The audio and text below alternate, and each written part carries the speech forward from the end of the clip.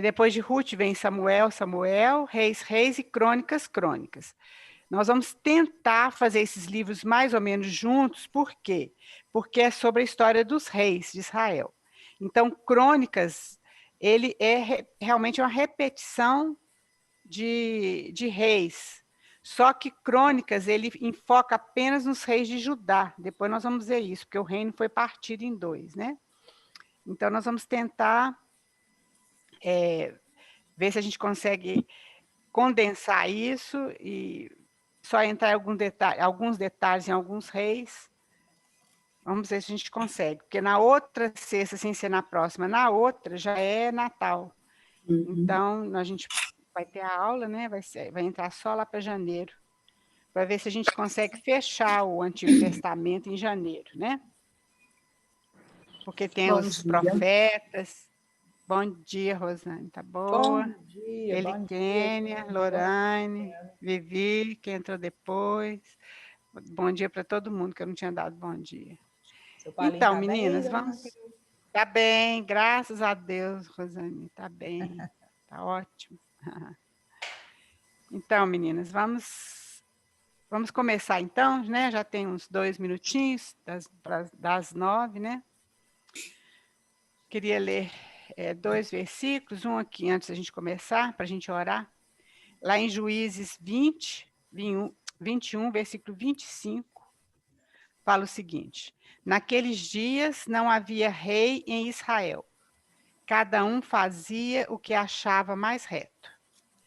E lá em Juízes, no início de Juízes, 2:19, ou 2:19 não, 2:10. Foi também congregada a seus pais toda aquela geração, e outra geração após eles se levantou, que não conhecia o Senhor, nem tampouco as obras que fizera Israel.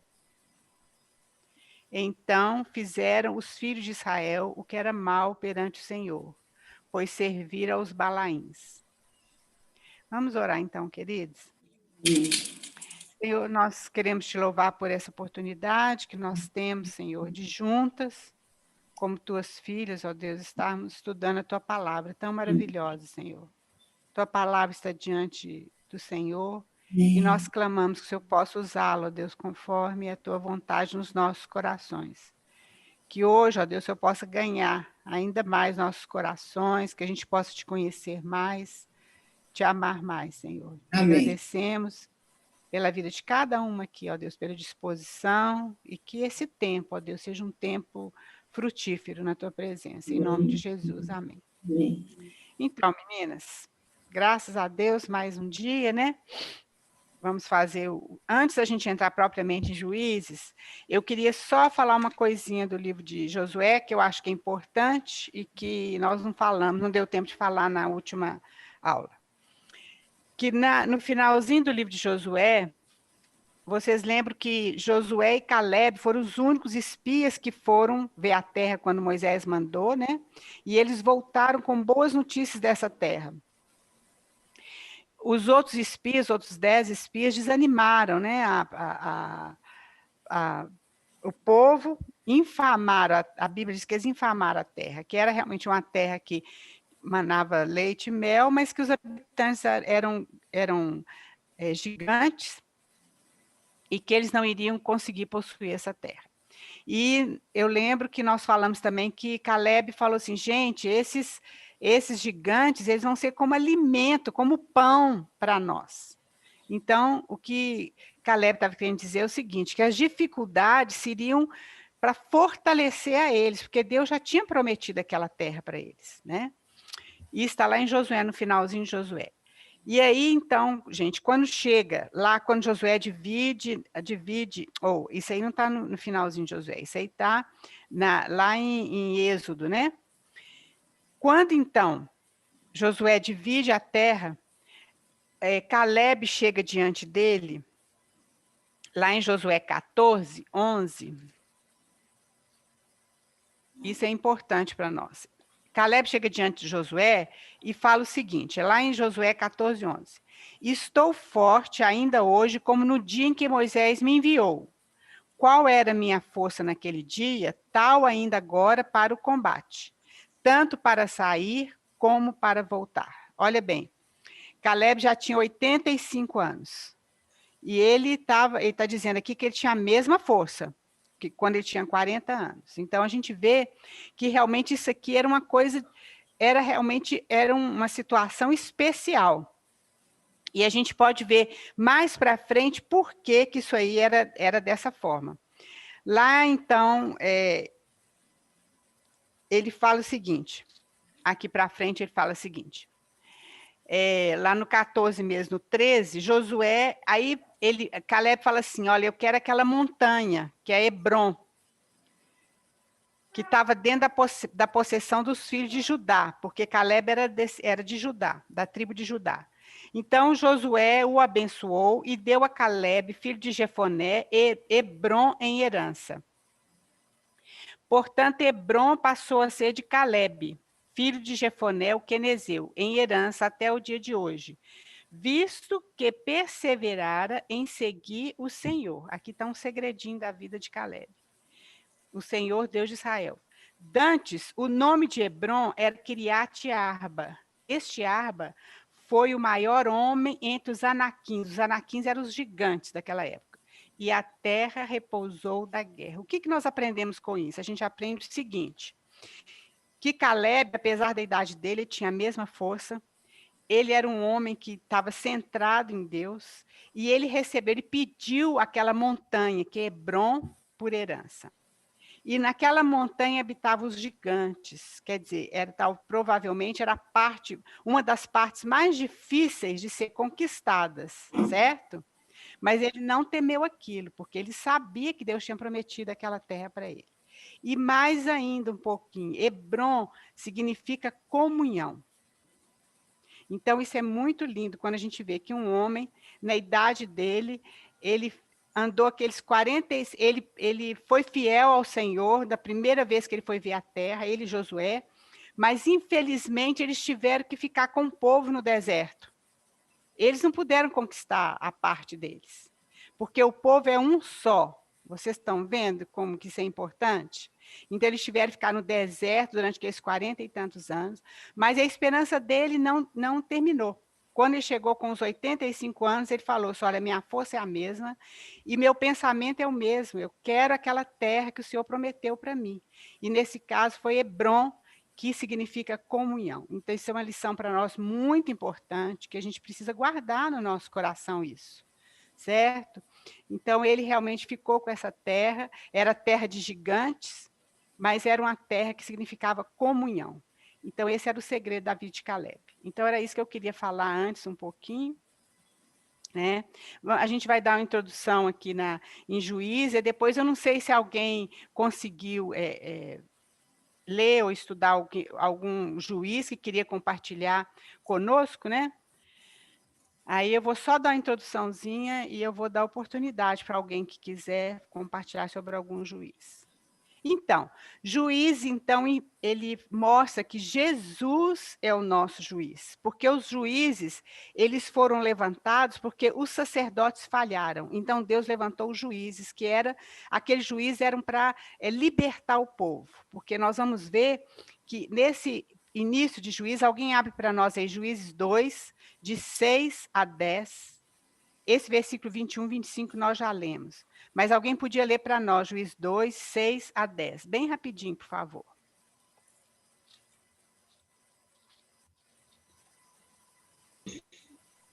Havendo Josué despedido o povo, foram-se os filhos de Israel, cada um a sua herança, para possuírem a terra. Alda, espera só um pouquinho. Alda, lê a partir do 1. Eu acho que eu notei errado. Seria o 1. 2, 1, por favor, Alda. 2, 1. Subiu Isso. o anjo do Senhor a Gilgal, a Boquim, e disse, do Egito vos fiz subir e vos trouxe a terra que, sob juramento, havia prometido a vossos pais. Eu disse, nunca invalidarei a minha aliança convosco. Vós, porém, não fareis aliança com os moradores desta terra, antes derribareis os seus altares, contudo não obedeceste à minha voz. Que é isso que fizeste? Pelo que também eu disse, não os expulsarei de diante de vós, antes vos serão por adversários, e os seus deuses vos serão laços. Sucedeu que, falando o anjo do Senhor estas palavras a todos os filhos de Israel, levantou o povo a sua voz e chorou. Daí chamarem a esse lugar Boquim e sacrificaram ali ao Senhor. Continua. Não, até aí mesmo. Tá bom, obrigada. Tá bom. Então, gente, a gente viu que realmente Deus prometeu aquela terra para eles. E Deus falou que não ia revogar aquilo que ele tinha prometido, mas Deus tinha falado com ele que eles destruíssem aquelas pessoas. Nós vimos isso na última sexta-feira, aqueles povos ali, porque aqueles povos seriam laços para ele, os deuses dele, a maneira deles viver seria laço para eles. Mas eles não fizeram isso. E a gente vê que aqui no capítulo 1, que eles começaram a casar, se misturando com aquelas nações e começaram a adorar os ídolos daquelas nações. Então, eles foram infiéis a Deus. Então, toda vez eles eram infiéis a Deus, e aí, então, Deus levantava uma daquelas nações, como ele falou aqui no capítulo 2, e aquela nação, então, oprimia o povo de Israel, e eles ficavam ali oprimidos, e aí, então, eles clamavam a Deus, e Deus, na sua misericórdia, enviava um juiz para poder libertá-los. Isso aí é a situação do povo lá de Israel nessa época, e isso era o papel do juiz. Por isso, então, que a gente vê que Jesus é o nosso juiz, é aquele que nos liberta dos nossos pecados e dos nossos erros, né? Graças a Deus por isso, porque Jesus, ele é eterno, os juízes passavam, morriam, mas Jesus, ele é eterno. Pode passar outro slide para nós, Joyce, por favor. Aí vai ser a diferença entre Josué e Juízes. O livro de Josué, houve um progresso. Eles entraram na terra, atravessaram o Rio Jordão, entraram na terra, tomaram posse. Mas no livro de Juízes há uma decadência. Eles começam a perder algumas terras que eles tinham apossado. E a gente pensa, mas como isso? Deus não tinha prometido a terra? Sim, aquela terra era da posse deles, mas só que eles deixaram o inimigo vazar no meio deles, e por isso, então, eles tinham esse retrocesso. E isso nós vamos ver que acontece na nossa vida também. No livro de Josué tinha um cântico de alegria, no livro de Juízes é um som de pesar. Sempre era um círculo vicioso. Israel pecava, eles clamavam a Deus, Deus libertava, eles tinham um tempo de sossego, depois pecava de novo. O livro de Juízes é assim, é uma roda, não sai do lugar. No livro de Josué é vitória, no livro de Juízes é derrota, eles eram derrotados muitas vezes. No livro de Josué foi a liberdade, no livro de Juízes, infelizmente, a escravidão. No livro de Josué foi a fé, e no livro de Juízes foi a incredulidade, ou a infidelidade também. Então, queridos, eu não sei se alguém olhou algum juiz, queria compartilhar conosco. Oi, Raquel. Oi, pode falar. Então, eu olhei sobre Esaú, né? Eu vou parar aqui para poder compartilhar. Ah, tá. Eu olhei, então eu li até a Débora, né? Sim. Mas eu achei interessante, foi sobre Eude. Aham. O que eu achei interessante, Eude? Porque ele, aqui fala que ele era canhoto. E eu achei interessante ressaltar essa parte, né? Que ele era canhoto e ele tinha uma grande habilidade, que era a habilidade de manusear o punhal.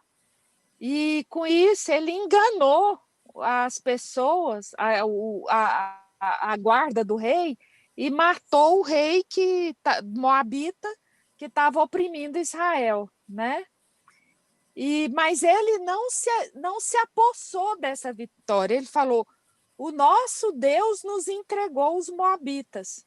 Quer dizer, a questão da habilidade, da estratégia dele, da inteligência dele, ele não admitiu que era dele próprio, né? Aqui nos comentários fala que ele não se apossou dessa vitória. Ele então fala aqui, ó. Ele fala que ele, porém, voltou. Aqui, ó. Ele falou assim: sigam, porque o Senhor entregou nas mãos de vocês os seus inimigos, os moabitas. Então, quem entregou, ele sabia que aquela habilidade, que toda aquela inteligência dele vinha de Deus, né? E eu achei interessante, porque ele falou assim, no relato, fala, ele era canhoto, homem canhoto, né? E exaltando essa habilidade aí, essa diferença, porque eu sou canhota, né? Então eu achei interessante. Isso aí. Que bom. É isso E mesmo. ele sigam-me, porque o Senhor nos entregou, né? Então achei interessante ele entregar tudo que ele colocar que essa habilidade dele vem de Deus, né? Amém. É isso mesmo. Amém. Muito bom, Denise. Amém. Isso. Alguém mais quer falar rapidinho? Eu pesquisei sobre Jefité, dona Raquel. Pode sempre falar. foi uma história que muito me marcou, porque ele foi rejeitado, ele era filho de prostituta, os irmãos o rejeitaram, ele virou um pirata daquela época, eu diria, uma forma mais simples de explicar quem ele era. Ele tinha um grupo que o seguia de malfeitores, e me toca muito o fato dele perdoar o outro por só conseguir amar um pouco. E o que eu quero dizer com isso? Porque eles o expulsaram da terra, né? E eles foram procurá-lo para os defender. E quando eles foram lá ao encontro dele, ao invés de rejeitá-los, ele foi ajudá-los. E ele tentou ser um pacificador a princípio e um conhecedor da palavra de Deus, porque ele manda uma mensagem ao rei dos filhos de Amon, dizendo que quem era o povo de Israel, que eles não tinham invadido nada. Ele contou toda a história do povo de Israel, então ele era um conhecedor da palavra do Senhor. No entanto, ele fez algo que é abominável, sempre me marca muito a história dele, porque ele prometeu que se ele ganhasse a guerra, ele daria como voto a Deus um sacrifício da primeira pessoa que ele encontrasse ao chegar em casa. E essa pessoa foi a filha dele. E isso foi um motivo de grande sofrimento para ele. Ele diz isso com muito lamento. O autor deixa isso muito claro. E eu sempre refleti nisso como uma insensatez muito grande, não entendi o porquê. E como se ele fosse algo além de nós, assim, um pecador maior que eu. E Deus me levou a entender que nós também fazemos como Jefté. Quando nós contemplamos a bondade de Deus, aquilo que Deus nos entregou de graça, nós tentamos, através de uma religiosidade, colocar essas verdades de Deus, pagar a Deus de alguma forma. E esse pagamento, muitas vezes, vem em votos muito insensatos que nós fazemos. E de entregar a Deus algo que nós gostaríamos que Ele fizesse para nós, e a gente promete coisas para Ele como se Ele devesse para nós. Mas ele não entendeu a misericórdia de Deus, o juiz que é o Senhor Jesus, que tudo nos deu, sem nada termos que pagar a ele. E nós, né? E é isso, assim, acho que foi isso que mais me marcou na história dele, achei muito interessante. Muito bom, Lu. É isso mesmo. realmente eu também fico chocada com aquilo ali, mas o livro de Juízes tem outras coisas que chocam a gente também, né? Alguns pecados assim muito tristes, né? Que a gente fica chocado com esse livro. Alguém quer falar mais alguma coisa? Muito bom, Lu e Denise. Obrigada aí pela contribuição. Vamos Você quer falar, Rose? Não, estou agradecendo as duas que Ah, comentaram tão importante. Posso falar um pouquinho sobre Débora também? Que eu achei pode. interessante que Débora era mulher e foi uma juíza lá também, né? Foi uma das juízas.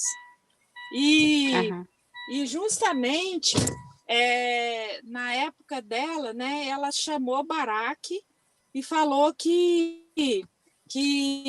Deus estava entregando o rei, né, o Císera, que era o rei lá de Azor, né, de Canaã. E ele não confiou em Deus. Ele falou, não, se você for, eu vou. E então ele confiou mais na pessoa dela, da profetisa, do que de Deus. E então ela falou, não, eu vou, mas a honra da morte de Císera não vai ser seu, vai ser de uma mulher. E realmente, né, quem matou Císera foi uma mulher, que foi foi Eber, né? Foi a mulher de Eber, foi o Queneu, né? Que era parente lá do sogro de Moisés, Jael, né? Foi Jael. E ela matou ele, né? E é interessante, assim, uma figura que foi até que eu ouvi numa das palavras da Edmeia, que quando Císera pede água, ela não dá água, ela dá leite. Por quê? Porque a água lá em Israel é muito precioso. Então, a água é um sinal de que a pessoa é bem-vinda. Mas ela não deu água, ela deu leite. E depois matou ele, né? Então, a questão dele não ter colocado assim, a confiança naquilo que Deus tinha dado para ele, né? Baraque. É isso mesmo. Ele falou isso mesmo. Então, meninas, muito bom. Graças a Deus. Então, vamos continuar. Caiu aqui, né, minha? Não, mas acho que agora voltou. Ouvimos sim, Denise, ouvimos até o finalzinho, sim. Obrigada, viu? Então, olha bem, lá em Juízes, então, é um período que abrange desde a morte de Josué até a ascensão de Saul. Então, a transição entre a teocracia e a monarquia. Lá em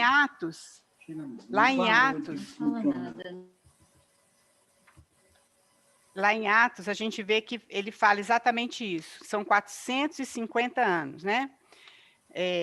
Deixa eu ver se eu acho aqui. Atos 13, 20, se alguém quiser ver, fala 450 anos e fala desse período. Foi esse período que aconteceu essa história toda. Foi a transição entre a teocracia era Deus sendo o rei deles, né? E a monarquia, quando eles pedem um rei. É um dos livros mais tristes da Bíblia, é muito triste essa história de Israel, como eles decaíram, né, na fé e tantas coisas. Por causa da apostasia, que foi aquele trecho que nós lemos, Deus permite que os inimigos oprimam a Israel. Então, depois eu vou colocar uma tabelinha aqui, vocês vão ver cada juiz, o ano, tudo certinho. Quando o povo chorava diante de Deus, Deus, na sua misericórdia, enviava, então, o livramento para eles. Deus nunca abandonou seu povo, Deus nunca nos abandona. Os sacerdotes falharam, o sacerdote era a figura mais importante ali, mas eles falharam, a gente não vê nada sobre os sacerdotes, a não ser um levita que se vendeu para ser sacerdote de uma tribo, uma coisa muito triste. Então, por isso, Deus, então, levantou os juízes. Infelizmente, a nossa história como igreja é um pouco semelhante. Nós já lemos lá em Romanos e outros lugares que o que foi escrito no passado é para o nosso ensino hoje. E se a gente começar a estudar a história da igreja, a gente vê como a igreja começou bem, mas depois teve, mesmo na época lá do Novo Testamento, Jesus mesmo, né, em Apocalipse, já falava para aquelas igrejas lá, algumas já estavam apostatando, né, já tinham problemas. Paulo também fala aos Gálatas, e assim vai. E depois a gente vê que a igreja, na história da igreja, acontece muito isso, né? Depois a gente sabe que a gente teve a reforma, né? E, aliás, antes da reforma, teve a questão lá em Constantino, que misturou a igreja, misturou com muitas coisas, e aí teve a reforma, e assim a igreja ela vem caminhando dessa forma. Deus levanta um avivamento, e depois, às vezes, as coisas pioram, Deus levanta outro avivamento, e assim acontece. O que é importante a gente ver é o seguinte, que Deus nos colocou em Cristo. Nós já vimos vários versículos que nós estamos em Cristo. Cristo é essa nossa terra prometida, Cristo é a nossa herança. E Cristo habita em nós. Então, é nós em Cristo e Cristo em nós. Então, a gente pergunta, né? Por que, então, há esses baixos na nossa vida? Por que que houve isso lá no povo de Israel, dentro da terra que Deus os tinha colocado? Por quê? É falha de Deus ou é a nossa falha? Com certeza é a nossa falha, não é falha de Deus. O que aconteceu? Acontece o seguinte, que o nosso coração, muitas vezes, não está voltado somente para o Senhor. É aquilo que nós falamos, a gente deixa a carne dominar. Lá, Paulo fala que a carne milita contra o espírito, lá em Gálatas, e o espírito contra a carne. E a gente, então, deve alimentar o espírito. Então, sempre que a gente deixa a nossa carne prevalecer, acontece isso. É o pecado que vem, muitas coisas decorrem disso aí, né? Então, esse aí é a situação. Posicionalmente, nós estamos em Cristo, ninguém nos tira desse lugar. Mas, infelizmente, há algo no nosso interior, que é o nosso velho homem. Nosso velho homem. A Bíblia fala que o nosso velho homem morreu. Só que a gente deixa ele ressuscitar muitas vezes. É aquela figura que eu falei com vocês da última vez.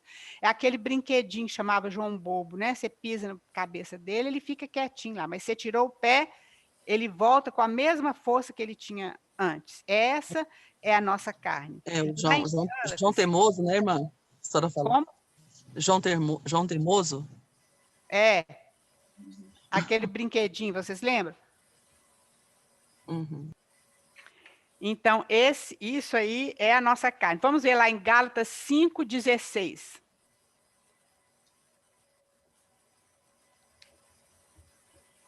Gálatas 5,16. Quem achou aí pode ler bem rapidinho para nós.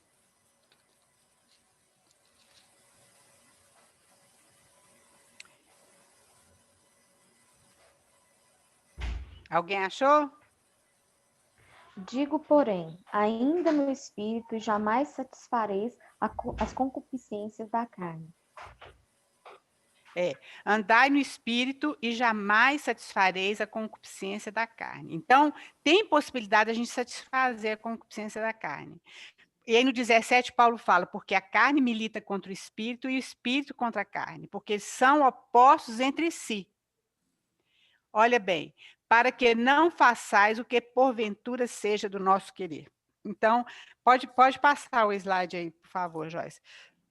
A gente vê, então, quando a gente leu aquele último versículo lá em Juízes, a gente vê que eles, cada um fazia o que achava que era certo.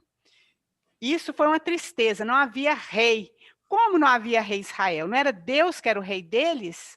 Como que aqui pode dizer que não havia rei? Isso significa que eles não estavam ouvindo o Senhor. Eles não consideravam Deus como seu rei. Naqueles dias não havia rei em Israel. Cada um fazia o que achava mais reto. E isso é a nossa situação na carne.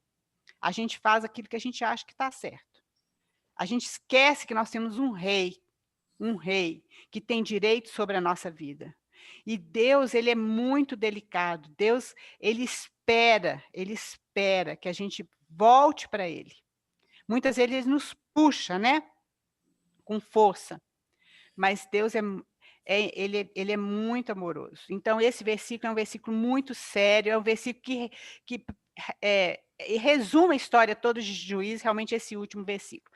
Então, a gente sabe que o livro de Juízes pode ser dividido em 3 partes, que é Juízes de 1 a 3, 6, que fala da condição que o povo de Israel se encontrava, que foi aquilo que a gente leu, né, no início. Depois, a segunda parte é a história dos filhos de Israel no tempo dos juízes, que nós vamos ver aquele quadro que eu deixei, né? Coloquei aí. E, por último, alguns detalhes da condição interior do povo. Muito triste esse final da história. Tem várias coisas, eu não vou citar aqui, se vocês quiserem, depois vocês leem, mas são pecados assim que a gente fica pensando que aquele povo que vivia em redor deles fazia esse pecado. Deus, inclusive, fala, vocês estão agindo pior do que as nações que estão ao redor de vocês, que não me conhecem. Então, pode passar aí, por favor, Joyce. E a gente vê que é dividido nessas 3 partes. Então, a primeira parte é a condição do povo de Israel. A gente viu a derrota, foi aquele versículo que a gente leu. A razão da derrota deles foi a infidelidade. Nós já lemos Juízes 2, 1, 5.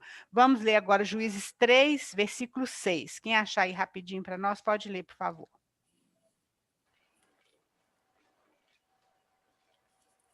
Foi a desobediência deles, a infidelidade.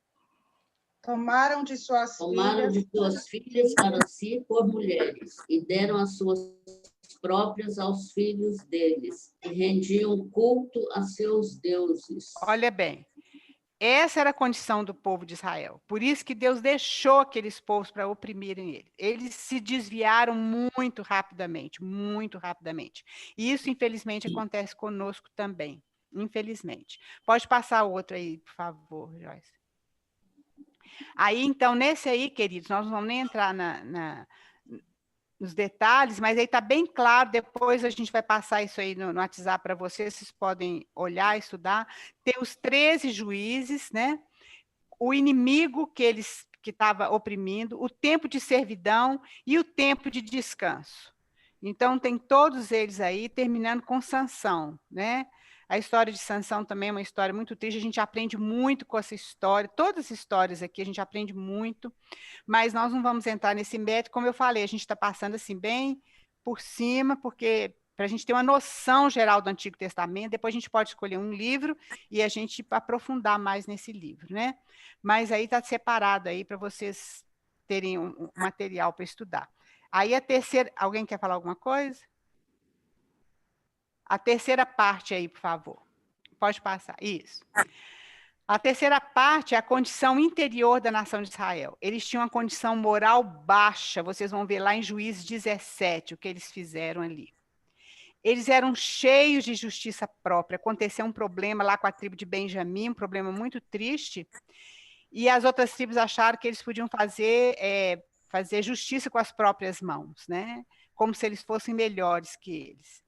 E eles lutavam, então, entre si, que também lá em Juízes 20. Eles praticamente exterminaram uma tribo, a tribo de Benjamim. Então, queridos, a história de Juízes é realmente uma história muito negra, muito triste, né? Pode passar aí, por favor, Joyce, mais uma. Qual lição que nós podemos aprender? Nós já falamos que a história da igreja é semelhante à história de Juízes. Então, o que significa isso? A primeira geração, vamos dizer que era a geração lá de Josué, tem a revelação, realmente, a realidade daquilo que Deus tinha falado. Agora, a segunda geração, ela tem apenas a tradição. Aqui a gente colocou esse nome geração, mas não significa que, por exemplo, foram as outras pessoas que nasceram. Aqui no Antigo Testamento foi isso que aconteceu. Mas para nós, a primeira geração, nós podemos estar na primeira geração, se a gente realmente tem a revelação do Senhor, se não é só apenas tradição. Porque se a gente começar a pensar, muitas vezes as coisas, a leitura da Bíblia, a oração, se torna apenas tradição. Nós não temos a presença viva do Senhor conosco. Ele não é o nosso rei. Então, não havia direção, nem governo, nem unidade, nem amor. naquele povo de Israel. Eles não estavam refletindo o testemunho de Deus que era para eles fazerem, né? Foi o que Deus falou. Olha bem, quando nós nos colocamos sob o nome do Senhor, nós permitimos que a sua autoridade, quer dizer, a autoridade do Senhor esteja sobre nós. E muitas vezes nós esquecemos disso, que nós temos um rei, aquele que nos comprou, aquele que nos resgatou, como nós vamos ver no livro de Ruth. E nós honramos ao nosso rei, ao Senhor, quando nós permitimos que ele seja o nosso rei. Lá em Apocalipse 19:16, fala que Jesus, ele é o rei dos reis, o Senhor dos senhores. Ele é o nosso rei por direito. Ele nos comprou, nos resgatou. Amém. E nós esquecemos muitas vezes disso, porque lá no final do livro de Juízes, como nós falamos, fala que eles não tinham rei. Como eles não tinham rei? Eles tinham um rei, Deus era o rei deles. Eles tinham afastado totalmente, que realmente o Senhor possa ter misericórdia de nós, que a nossa vida realmente seja diferente, né, irmãos? Não porque nós possamos ser melhores do que ele, nós não somos de forma nenhuma, mas por causa da misericórdia do Senhor, que o Senhor possa guardar os nossos corações, que a gente possa caminhar Jesus sendo nosso rei, Jesus sendo nosso Senhor, porque realmente ele é o rei dos reis e o Senhor dos senhores. Amém. Então, queridos, nós vamos passar para o próximo livro, que é o livro de Ruth. Eu gostaria de gastar um pouco mais de tempo no livro de Ruth. Infelizmente, acho que nem vai ser possível.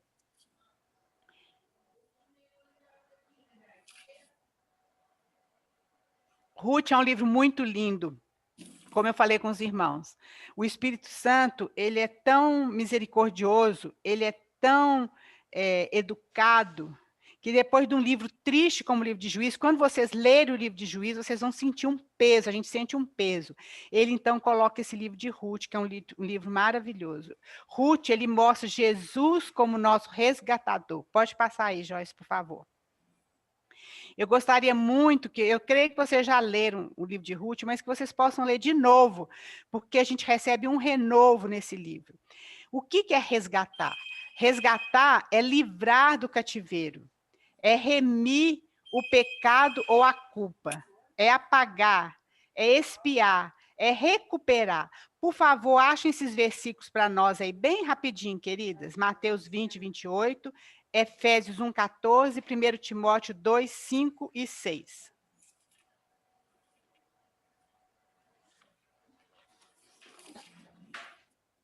Quem achou, pode ler, por favor.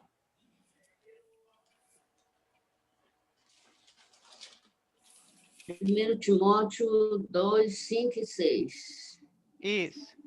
Porquanto há um só Deus e um só mediador entre Deus e os homens, Cristo Jesus, homem, o qual a si mesmo se deu em resgate por todos, testemunho que se deve prestar em tempos oportunos. Olha bem, Jesus se deu como resgate, ele nos resgatou. Os outros versículos, alguém achou aí? Mateus 20, 28. Tal como o Filho do Homem, que não veio para ser servido, mas para servir e dar a sua vida em resgate por muitos. Olha só, ele deu a vida dele em resgate, ele é o nosso resgatador, ele nos comprou. Efésios 1, 14. O qual é o penhor da nossa herança, até que o resgate da sua propriedade em louvor da sua glória. Quem que é a propriedade dele? Nós. Somos nós. Ele resgatou essa propriedade. Pode passar outro slide, por favor, Joyce. Então, Jesus, ele é o nosso resgatador. E assim como no livro de Ruth, Boaz foi o resgatador, né? Existem 2 livros na Bíblia com o nome de mulher, é Ruth e Esther. Nós não temos tempo para a gente ver isso agora, talvez no futuro a gente possa ter, mas o Espírito Santo quer nos ensinar alguma coisa com isso. Olha, Ruth, ela era gentia e ela foi soberanamente introduzida no povo de Israel. E Esther era uma israelita e foi soberanamente introduzida na corte de um rei gentio. Nós conhecemos a história de todas duas. é aquilo que eu já falei, o antigo cano judeu, os livros de Juízes e Ruth são colocados juntos. Ruth é como se fosse um apêndice, né? E o livro de Ruth ocorre exatamente na época dos Juízes. Pode passar aí, Joyce, por favor. O livro de Ruth começa, aí há um paralelo entre os dois livros, né? Em Juízes existe guerra, no livro de Ruth é paz. Em Juízes é crueldade, no livro de Ruth é bondade. Idolatria em Juízes, adoração ao Deus verdadeiro em Ruth. Vergonha em Juízes e virtude em Ruth. Lascívia em Juízes, amor em Ruth. Deslealdade em Juízes e devoção em Ruth. Perderam o que haviam conquistado e lá em Ruth ao resgate da herança, que é a redenção. Pode passar o outro, por favor, Joyce. O outro slide. Ruth, então, era moabita. Vocês sabem que o povo de Moabe, os moabitas, eram amaldiçoados. Eles foram aqueles descendentes de Ló com suas filhas. Eram os moabitas e os amonitas, né? Ruth, então, veio desse povo. Eles eram meio aparentados com Abraão, mas foi um incesto, né? De Ló com uma de suas filhas. Era um povo amaldiçoado. Lá em Levítico a gente vê que eles são amaldiçoados. Porém, através da graça de Deus, Ruth fez parte da história do povo de Israel e do Senhor Jesus. Ruth, ela foi ascendente do Senhor Jesus Cristo. Ela foi bisavó ou trisavó de Davi, de onde veio Jesus. Olha bem como é que Deus é maravilhoso. Nesse livro, Ruth representa nós, os gentios. Nós que somos gentios. Então, quando a gente for ler desse livro, a gente se coloca no lugar de Ruth realmente. Agora, olha bem, o que significa esses nomes? Elimeleque era o marido de Noemi. Significa o Senhor é meu rei. Noemi significa doçura. Malom, que era o filho deles, Malom e Quilion. Malom significa grande fraqueza e Quilion definhar. Olha bem o nome dos filhos de Elimeleque e Noemi. Belém, onde eles moravam, significa casa de pão. E Boaz significa nele a força. Ruth significa vistosa. Eu não coloquei aqui Ruth, esqueci. Mas isso aí para vocês terem uma ideia, para a gente ver como que isso aí reflete na história. Pode passar, por favor. Joyce. Elimeleque fala ali que nos dias que julgava os juízes, lá em Ruth fala, primeiro versículo, houve fome na terra, e um homem de Belém de Judá saiu habitar a terra de Moabe, saiu da herança dele, presta atenção, que era lá em Belém, que ele era da tribo de Judá, e foi para Moabe. Ele nunca deveria ter feito isso. O Elimeleque, estava escrito que Deus era o rei dele, mas ele não estava fazendo jus ao seu nome. Ele tinha medo de ficar pobre. Elimeleque provavelmente era um homem muito rico, porque todo terminal desse leque, significava pessoas de grande posse. Ele realmente era muito rico, ele ficou com medo de ficar pobre. Alguém, se puder achar lá o Mateus 16, 25 a 26, eu vou continuando a ler aqui, lê para nós.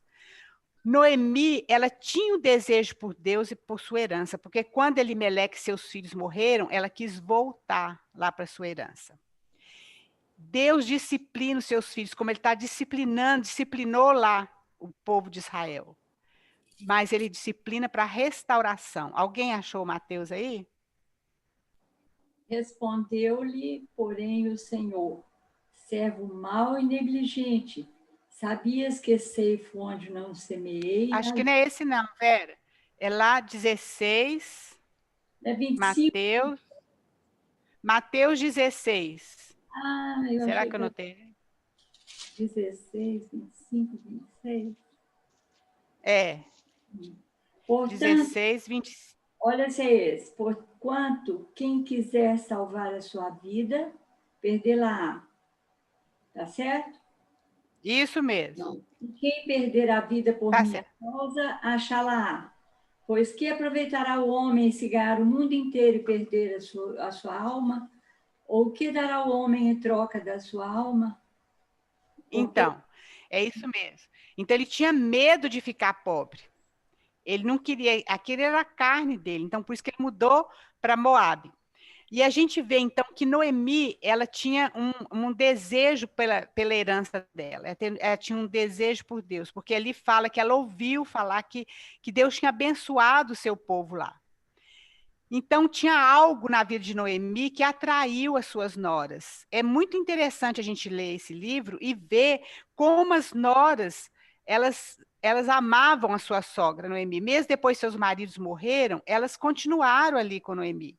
Então, tinha algo em Noemi que atraía as suas noras. E a gente pode ver que era algo além de Noemi.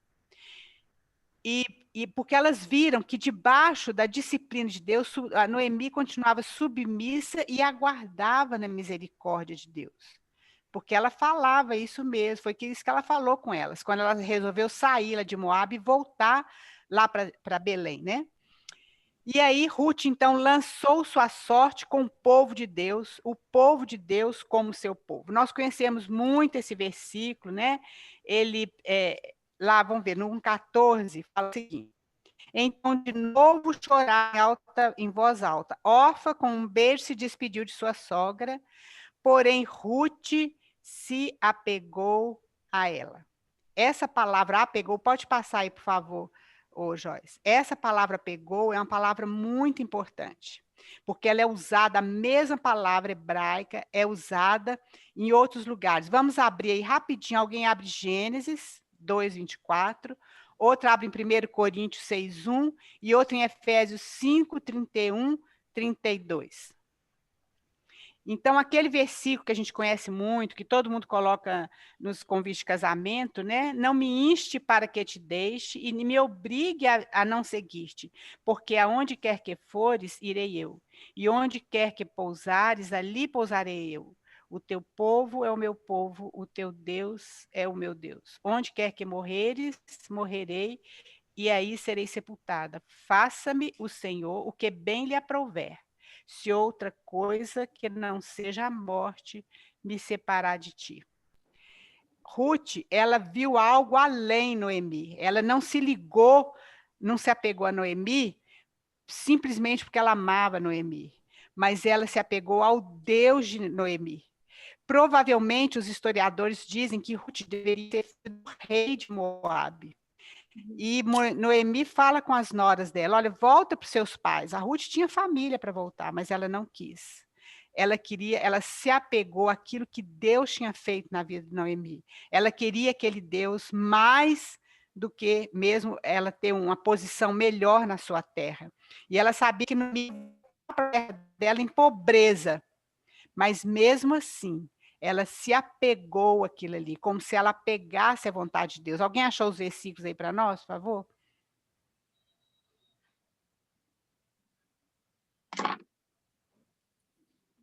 Gênesis 2:24. Por isso, ouvindo Deus o seu gemido, lembrou-se da sua aliança com Abraão, com Isaque e com Jacó. Não, é Gênesis 2:24. Gênesis 2. Por isso, deixa o homem pai e mãe e se une à sua mulher, tornando-se os dois uma só carne. Essa palavra pegou, é essa mesma aí, ó, se une, se apega, é a mesma palavra. Lá em 1 Coríntios 6:1 ou Efésios, quem achou aí? Efésios 31:32. Eis porque deixar a seu pai e sua mãe, e se unirá à sua mulher, e se tornarão os dois uma só carne. Grande é o mistério. Isso aí foi... Mas é isso mesmo. Prefiro a igreja, a Cristo e a igreja. Olha bem, gente, aí a gente tem uma revelação um pouquinho maior. Paulo está falando em Efésios, citou a mesma coisa lá de Gênesis, mas ele fala só, isso é um mistério, e eu me refiro a Cristo e a igreja. É por isso que esse livro é muito lindo, porque esse livro nos fala da nossa união com Cristo, do casamento da igreja com Cristo. Essa apegar. E alguém lê 1 Coríntios 6:1, por favor. Aventura-se alguém de vós, tendo questão contra outro, e submetê-lo a juízo perante os injustos e não perante os santos?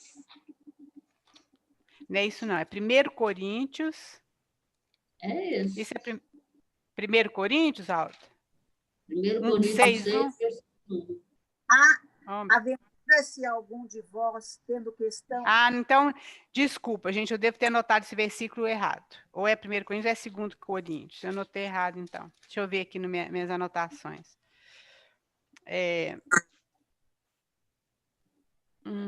Segundo. Eu anotei errado. Não, gente, desculpa, é 17. 1 Coríntios 6, 17. Ficou faltando 7 aí, desculpa. Mas aquele que se une ao Senhor é um espírito com ele. É isso mesmo. Essas palavrinhas de unir aí é a mesma palavra de apegar. Então, veja bem, Ruth, esse voto que Ruth fez, que é um dos votos mais lindos que tem, esse livro de Ruth, queridos, ele foi escrito de uma maneira muito especial. A forma literária dele ser escrito é totalmente diferente de qualquer outro livro na Bíblia. Ele foi escrito em prosa, mas é uma prosa que é em poesia. Então, as pessoas que entendem de literatura, principalmente a literatura hebraica, eles falam que essa maneira que o livro de Ruth foi escrito é uma maneira muito singular, muito especial. Por quê? Porque esse livro fala da nossa união com Cristo. É como se Deus estivesse mostrando aqui no Antigo Testamento uma figura, um exemplo, para a gente entender o que ia acontecer com Cristo, Cristo sendo o nosso resgatador. Então, a gente vê que Ruth era uma moabita, como nós somos gentios, mas Ruth amou a Deus e Deus a tratou com graça. Deus nunca rejeita alguém que o ama. Então, a lei de Deus, que é aquela lei que os moabitas não podiam chegar no templo, não podiam adorar a Deus, essa lei quebra o nosso coração. Mas a graça de Jesus, ela derrete o nosso coração, é diferente. Então, a gente vê como essa mulher ela foi resgatada, porque ela viu, ela encontrou uma luz maior do que aquilo que ela tinha na ação dela, né? Pode passar aí, Joyce, por favor. Então, esse livro de Ruth a gente pode comparar com o livro de Efésios. O livro de Efésios fala isso, que Jesus é a nossa herança, e nós somos a herança dele. Aqui fala que nós havíamos perdido a nossa herança, assim como Noemi tinha perdido a herança dela. Com o pecado, porque Deus, quando nos colocou o homem, Adão e Eva, lá no Éden, ele deu o direito dessa terra para Adão e Eva, mas nós entregamos essa nossa herança para o inimigo, nós perdemos a nossa herança com o pecado. E nós não só perdemos a nossa herança, mas nós nos perdemos a nós mesmos. Então, mas graças ao Senhor, ele nos comprou, ele nos resgatou, assim como Boaz fez com Ruth, porque Ruth era uma viúva, Noemi também era uma viúva. Elas não tinham uma herança, eles não tinham um homem na vida delas para poder resgatar essa herança, mas Boaz resgatou essa herança. Boaz é uma figura aqui do Senhor Jesus. O resgate, esse resgate do Senhor Jesus na nossa vida, ele significa muito mais do que os nossos pecados serem perdoados. E muito mais do que a nossa herança ser restaurada. Ele significa muito mais do que isso, porque ele significa uma união nossa com o Senhor Jesus Cristo. Tudo que pertence a Cristo, tudo que Deus entregou para Cristo, pertence a nós. Vocês já meditaram sobre isso? Paulo fala as insondáveis riquezas de Cristo.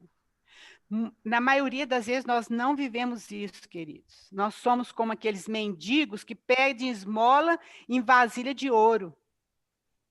Nós temos todas as riquezas de Cristo, todas. Deus nos deu. Essa é a nossa herança, essa é a nossa posição. No final, em Apocalipse, a gente vê aquela noiva com o seu noivo, que é o Senhor Jesus Cristo. E isso é o que fala o livro de Ruth. Você vê que no final, Ruth começa com uma serva, né? Ela fala com Boaz. Boaz pergunta, quem é você? Fala assim, eu sou tua serva. Depois ela se torna a esposa de Boaz. Esse é o nosso futuro. Isso é que vai acontecer conosco e com Cristo. Vão ter as bodas do Cordeiro. Você pode ler lá em Apocalipse. E isso é o que o coração de Cristo, o coração de Deus anseia por acontecer isso. Então, veja bem, Elimeleque, ele não permitiu que Deus fosse rei sobre ele. No livro de Juízes, ninguém permitia que Deus fosse rei sobre ele. Cada um agia conforme a sua vontade. Mas aqui no livro de Ruth, ela permite, quando ela faz aquele voto que a gente usa para o casamento, não tem importância nenhuma, é um voto de casamento, sim, mas isso aqui é o voto de Ruth com a vontade de Deus, com aquilo que Deus tinha para ela. E por causa disso, a herança de Noemi foi resgatada. Noemi recebeu a sua herança, e recebeu muito mais do que a sua herança, porque no final fala que Ruth, na união com Boaz, ela teve Obed, né, que foi a avó de Davi, eu acredito, que foi avô, né, de Davi, e Noemi tinha essa criança nos seus braços, era descendência dela. É interessante, queridos, que a gente vê que lá em Juízes termina que não havia rei em Israel e cada um agia conforme a sua própria vontade. Mas em Ruth termina o quê? Obed gerou a Jessé e Jessé gerou a Davi. Davi, então, ele é o rei, representa o rei segundo o coração de Deus. Passa aí mais outro slide, por favor, Joyce, não sei se tem.